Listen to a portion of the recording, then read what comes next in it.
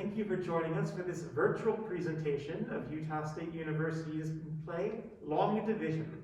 My name is Matt Omasta. And I'm Ashley Foreman. And the work that you see today is a culmination of work that people have put together over the last 4 days. Everything that you're going to see in this play, every word spoken, was written or shared by the people who made this play in this room.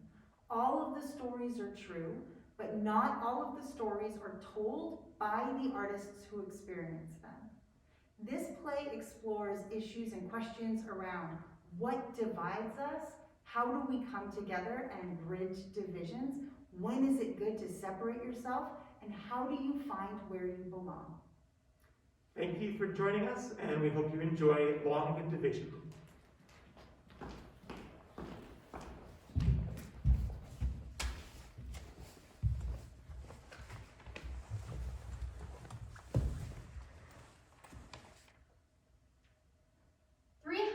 Divided by 608 divided by 12.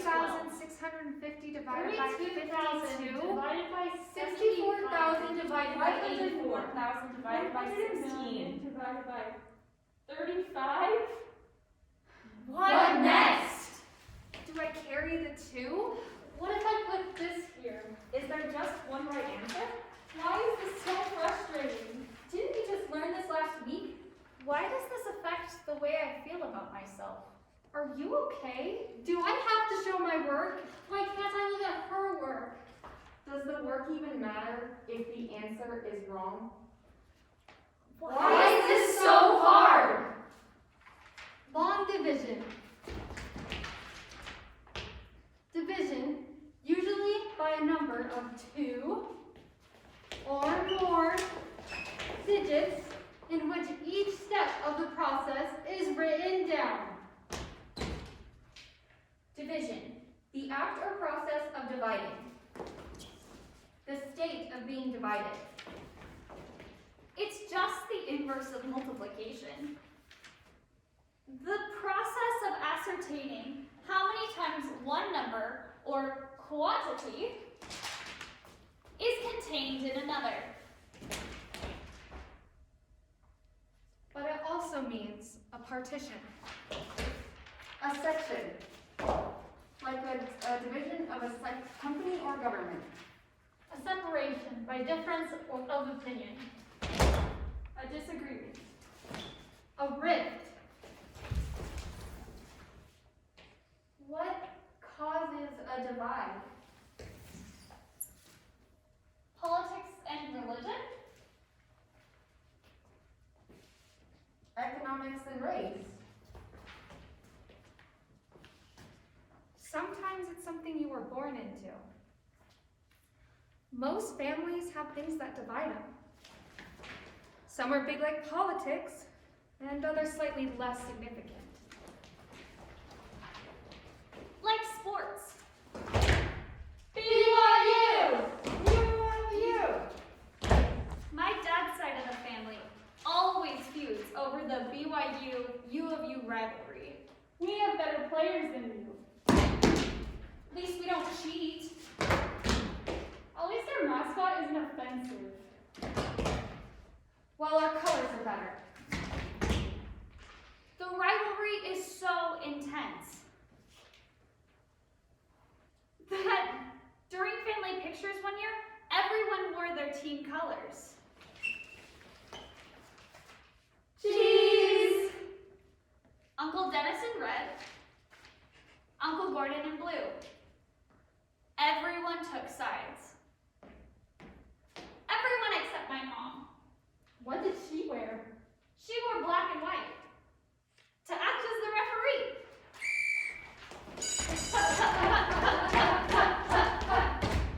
Okay, kids, you're with me. And you're with me, kids. As kids, our parents tell us where we belong. The adults have chosen their teams. The children have been drafted. And we believe them because they are our parents.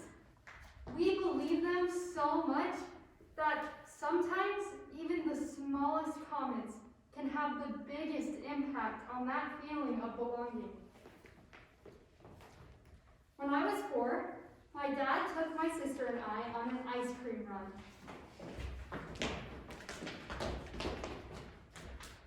While we were waiting to order, I asked my sister what her favorite ice cream flavor was. She said, vanilla, vanilla, vanilla. My dad said, I like vanilla too. I said, I like chocolate. Chocolate is good too. but even though they said that, I stayed up all night wondering, would my dad love me less because I didn't like vanilla ice cream? As we get older and start going to school, the division becomes intentional. It's built into our school day. Students are evaluated by skill level and test scores, and teachers create groups or divisions based on ability or need.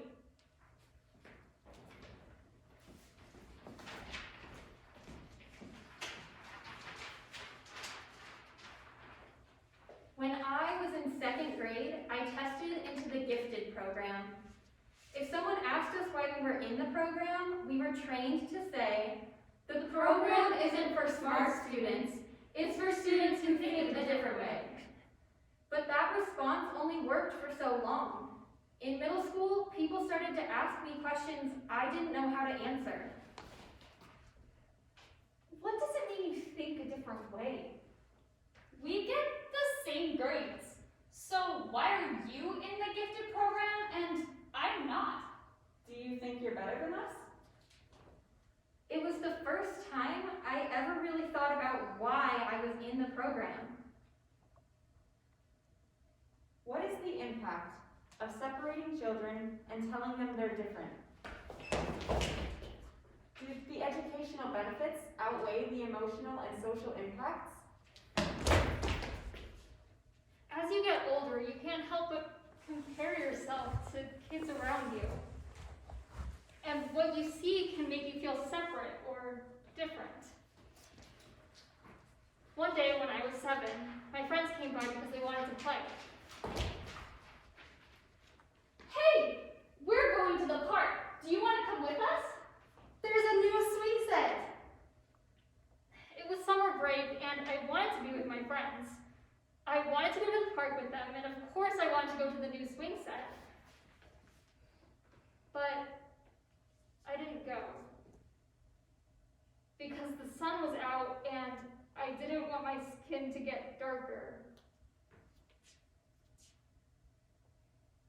If my skin got darker, I wouldn't look like my friends. So instead I said, no, I can't today. How can the way we look influence what we think about ourselves?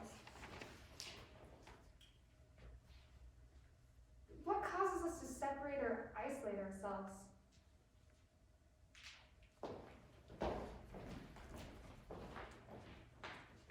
When is creating a divide a good thing? There's an old family story that has been laughed about for years and always starts with, my grandmother, bless her heart, is and always will be a racist. Every time it was told, I felt uncomfortable with the racism of the story and I didn't know how to handle it. One night at a dinner, my brother-in-law said, My grandmother, bless her heart. my heart dropped. I had heard it one too many times. I took a deep breath and said, please don't tell that story. He went quiet and stayed that way for the rest of the night. It was tense, I knew it would be, but I had to stop it because it was the right thing to do. When is it worth creating a divide in order to stand up for what you believe? How do you know when to speak your mind? When what you're saying might put a barrier between you and the people you love? How do you know what the impact of your words will be? Sometimes what looks like an impossible divide isn't actually at all. In my AP English class, our teacher made us each take a political beliefs test. After 30 minutes of taking a stance on every political issue, I finished. Beep. Whoop! Ding! The screen lit up bright blue and said, Democrat! My brain swirled. I didn't know I was a Democrat. What will I tell my extremely conservative parents? What will they think of me? When I got home, I sat them down and told them, Mom, Dad, I have a secret. What is it? I took a test, and it turns out I am a Democrat. They laughed. They didn't care that we lived in a house divided. Differences of opinion don't always have to divide you. But what happens when a difference of opinion or belief gets in the way and you can't find common ground? Some barriers can feel impossible to move. My parents fervently support Trump, and they try to force it on me and my siblings as well. We have constant fights over politics that often end in yelling and crying. It feels so hopeless to try and find a middle ground. I'm not even sure one exists. Sometimes you can feel alone, even when surrounded by other people. Division can cause fighting, communication problems, fear, and worry. But ultimately, being divided from someone you love can make you feel alone.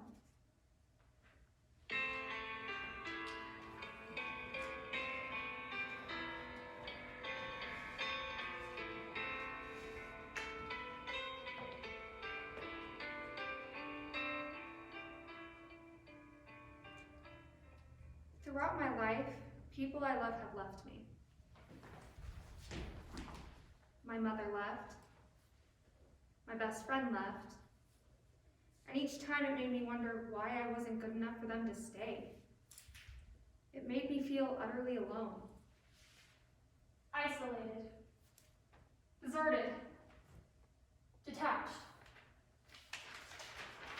Loneliness feels like drowning. Dark room, no light, closed doors. Headphones in, hood up, hidden face. Feeling invisible. Shutting people out. People shutting you out.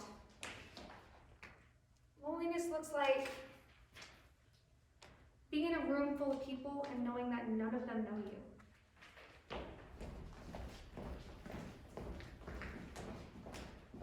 Or being surrounded by people and feeling like no one can see how hard you are trying to connect or be heard. Never knowing what to say. Being on the brink of tears while everyone else is laughing. I built a wall to protect myself. I separated from most of my friends, only allowing a few past the barrier. I was scared that if I let people in, they would see who I really was, and they wouldn't think I was worth their time, and they would leave. I never wanted to feel small or vulnerable again, so I built up my walls, tall and strong. Walls keep you safe, but they also keep other people out. And sometimes keeping yourself safe means creating an invisible divide between you and the rest of the world.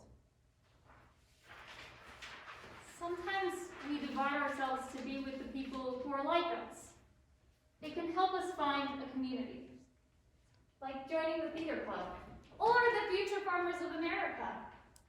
Dividing yourself can also be a form of strength. Like when you stand up for someone or something. But division can also lead to isolation. What can we do to support people who need or want to connect, but are too frightened to take the first step? How can we make people feel safe to speak their minds or ask for what they need? How do you close a divide? You build a bridge. Reach out. Listen. Be kind. Be loving. Be open. You try to find common ground.